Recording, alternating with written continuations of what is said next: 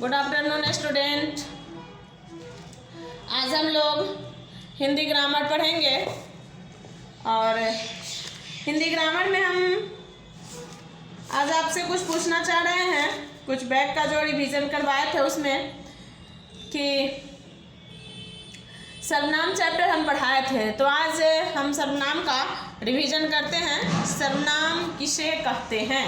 आज का टॉपिक क्या है हम लोग का? सर्वनाम।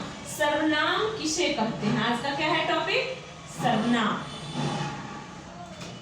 तो संज्ञा और सर्वनाम की विशेषता बताने सर्वनाम उस विकारी शब्द को कहते हैं जो शब्द संज्ञा के स्थान पर प्रयोग में आते हैं। संज्ञा के स्थान पर, संज्ञा के जगह पर, संज्ञा के बदले हम जिनका प्रयोग करते हैं उसे सर्वनाम कहते हैं। संज्ञा के पहले, संज्ञा के बदले संज्ञा जो शब्द है, जैसे राम आम खाता है, राम विद्यालय जाता है, राम किताब पढ़ता है, राम स्कूल जाता है, तो ये सब जो बार बार हम राम राम राम राम रिपीट करते हैं, तो राम राम की जगह जो हम वह का प्रयोग करते हैं वो क्या है? सर्वनाम है। तो सर्वनाम उस विकारी शब्द को कहते हैं जो संज्ञा के बदले प्रयोग में लाए जाते हैं। सर्वनाम किसे कहते हैं? सर्वनाम उस विकारी शब्द को कहते हैं जो संज्ञा के बदले, संज्ञा के स्थान पर प्रयोग में लाए जाते हैं, उसे सर्वनाम कहते हैं।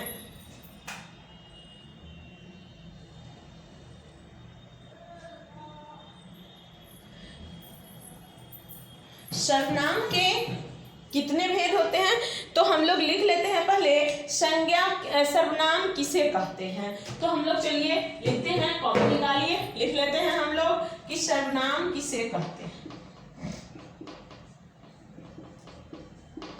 संज्ञा के स्थान पर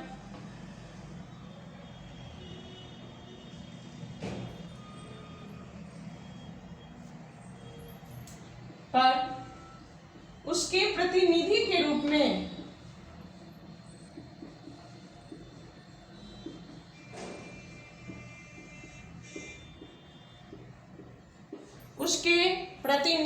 रूप में संज्ञा के स्थान पर उसके प्रतिनिधि के रूप में जो शब्द प्रयुक्त होते हैं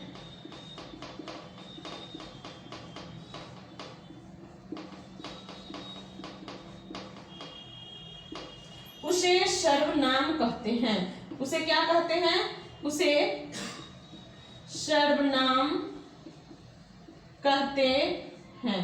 संज्ञा के स्थान पर प्रयोग होने वाले शब्द को सर्वनाम कहते हैं। अब है सर्वनाम के कितने भेद होते हैं, तो चलिए सर्वनाम के 6 भेद होते हैं। सर्वनाम के कितने भेद होते हैं ये तो आप लोग को पता भी होगा कि सर्वनाम के 6 भेद होते हैं।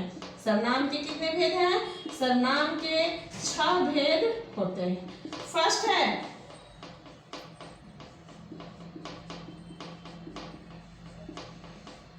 पुरुषवाचक सर्वनाम। फर्स्ट क्या है? पुरुषवाचक सर्वनाम। सेकेंड नंबर में है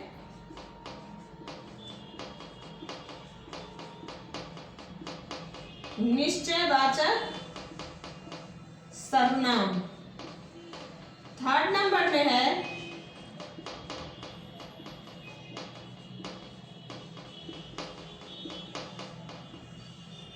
अनिश्चयवाचक सर्वनाम। 4 नंबर में है प्रश्नवाचक सर्वनाम। 4 नंबर में क्या है?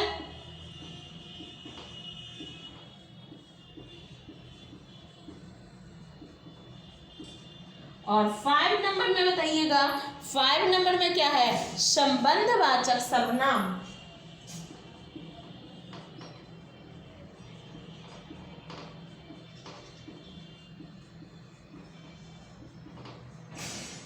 सिक्स नंबर में निजवाचक सर्वनाम। और 6 नंबर में क्या है?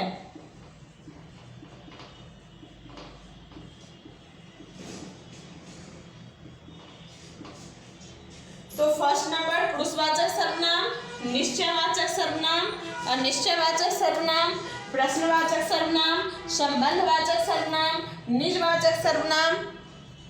तो सर्वनाम के 6 भेद होते हैं। सर्वनाम के कितने भेद हैं?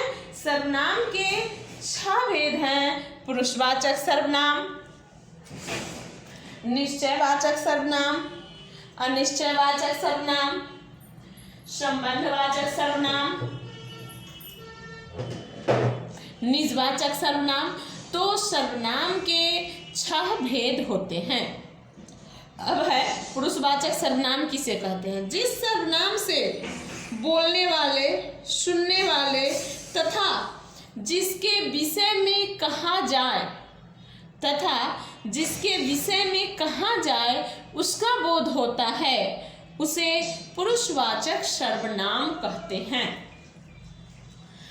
तो जिस सर्वनाम से बोलने वाले, सुनने वाले तथा जिसके विषय में कहा जाता है उसका बोध होता है, उसे पुरुषवाचक सर्वनाम कहते हैं। उसे क्या कहते हैं?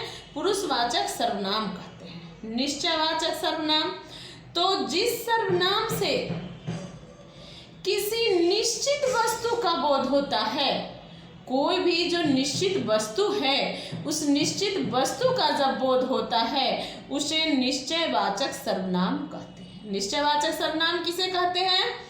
तो निश्चयवाचक सर्वनाम से किसी निश्चित वस्तु का बोध होता है, कोई भी निश्चितता का जब बोध होता है कि यही वस्तु है, यह पेन मेरी है,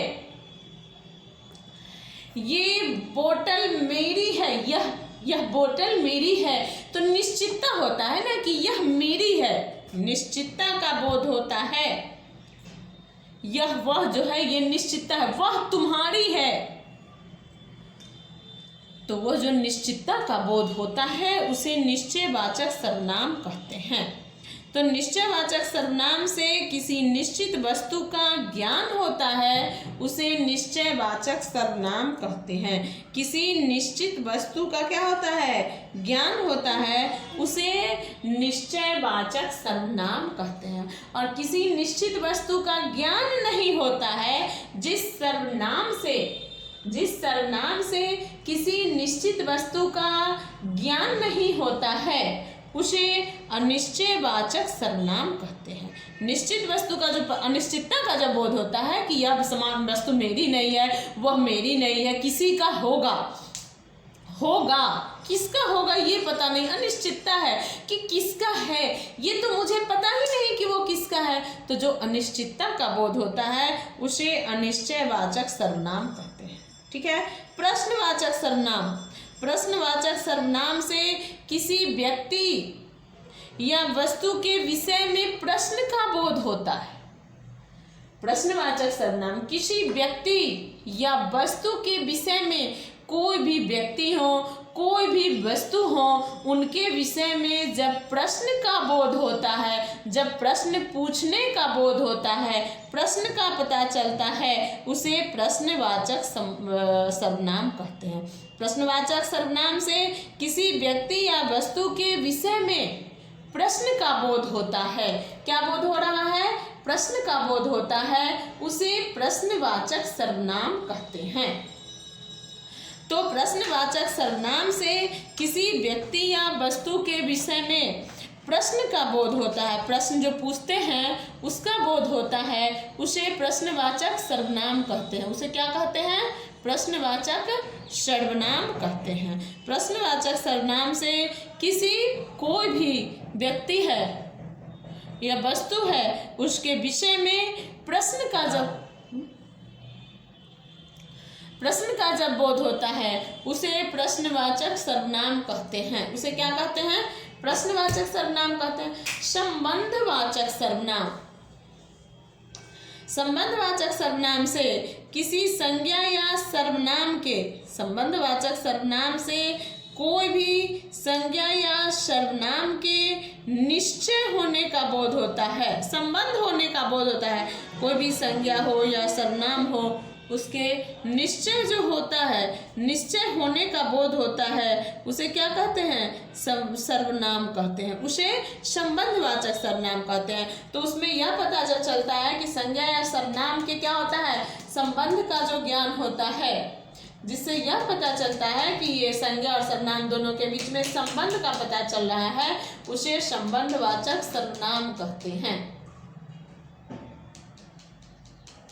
जैसे जो, सो, जिसका, जिस शब्द के बीच में जो यह बोध होता है, जो, सो, जिसका, अपने, तिनका इत्यादि का जो बोध होता है, उसे संबंधवाचक सर्वनाम कहते हैं। निजवाचक सर्वनाम, निजवाचक सर्वनाम किसे कहते हैं? तो निजवाचक सर्वनाम जिससे निज का बोध होता है, स्वयं का बोध होता है, अपने आप का बोध होता है, अपना खुद का जब बोध होता है, निज, अपना, यह कलम मेरी है, निज है, निज मेरी है, खास मेरी है। तो निज का जब बोध होता है, निजवाचक सर्वनाम से निज या अपने का बोध होता है, उसे निजवाचक सर्वनाम कहते हैं। तो निजवाचक सर्वनाम किसे कहते हैं?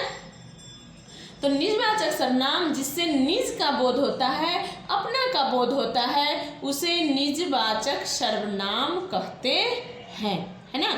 तो जैसे आप अपना होते हैं ना, उनको आप जब हम शब्द में आप का जब उपयोग करते हैं तो वो क्या है? अपनापन का जब बोध होता है, आप का बोध होता है, तो वो क्या है? निजवाचक सर्वनाम है। आप का जब बोध होता है तो वो निजवाचक सर्वनाम होता है। तो सर्वनाम के 6 भेद हैं: पुरुषवाचक सर्वनाम, निश्चयवाचक सर्वनाम, अनिश्चयवाचक सर्वनाम, प्रश्नवाचक सर्वनाम, संबंधवाचक सर्वनाम, निजवाचक सर्वनाम। तो इसका जो बोध होता है, सर्वनाम के 6 भेद हैं। पुरुषवाचक सर्वनाम तो बोलने वाले, सुनने वाले या जिसके विषय में कहा जाता है। पुरुषवाचक सर्वनाम के भी 3 आ जाते हैं: प्रथम पुरुष, मध्यम पुरुष, उत्तम पुरुष, है ना। बोलने वाले, कहने वाले और जिसके विषय में हम कुछ बोलते हैं पुरुषवाचक होते हैं। निश्चयवाचक तो इसी में छुपा रहता है डिफाइन। निश्चयवाचक तो जिस नाम शब्द से निश्चितता का बोध होता है, जिस शब्द से निश्चय, किसी निश्चित वस्तु का जो बोध होता है, निश्चयवाचक सर्वनाम कहते हैं। अनिश्चयवाचक सर्वनाम तो अनिश्चितता का जब बोध होता है, उसे अनिश्चयवाचक सर्वनाम कहते हैं। प्रश्नवाचक सर्वनाम तो किसी वस्तु या विषय के भी से जब हम कुछ पूछने का जब बोध होता है तो उसे प्रश्नवाचक सर्वनाम कहते हैं। संबंधवाचक सर्वनाम किसी संज्ञा या सर्वनाम के संबंध का ज्ञान होता है, उसे संबंधवाचक सर्वनाम कहते हैं। निजवाचक सर्वनाम जिससे निज या अपने आप का बोध होता है, उसे निजवाचक सर्वनाम कहते हैं। तो आज के का क्लास यहीं पे हम खत्म कर रहे हैं। इसको आपको फेयर कॉपी में लिख लीजिएगा और याद करना है। फिर हम कुछ क्वेश्चन भेज रहे हैं जिसे आपको बनाना है और याद करना है। ठीक है, ओके बाय। फिर हम लोग नेक्स्ट टाइम